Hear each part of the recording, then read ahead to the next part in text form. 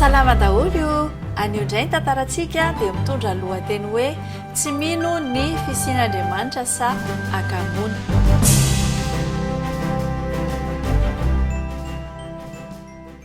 Indray andro iny nisy lehilahy iray nanantona ny pastera.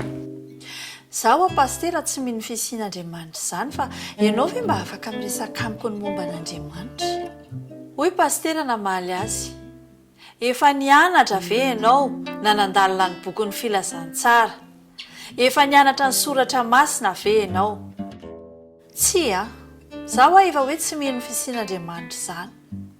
Rehefa maraina ve ianao mba manontany an'Andriamanitra nazava ny lalanao? Zaho tsy mino an'Andriamanitra izany.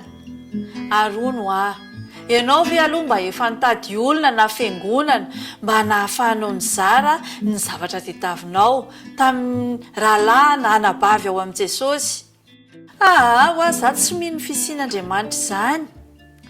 Zao tsy hoe tsy mino fisian'Andriamanitra ianao fa sady kamo ianao tsy mahalala na inona na inona. Ianao ihany ny lazay ny tenin'Andriamanitra ao amin'ny Isaia 5:20-7 hoe ianareo rehetra izay mangetaeta mankanesa amin'ny rano omeko, na dia tsy manam-boly aza nareo avy maka sakafo dia mihinana fa tsy halam-boly izany, avy maka divay sy ronono fa tsy vidiana izany. Nahoana ianareo no mandany vola amin'izay sakafo tsy mahavoky? Nahoana ianareo no misahirana amin'ny zavatra tsy mahafa-po? Eno tsara dia hihina ny zavatra matsiro ianareo ary ho finaritra amin'ny sakafo mafilotra. Mankanesa ty amiko ianareo ka manongilana sofina enoy aho dia ho velombelona indray ny tenanareo.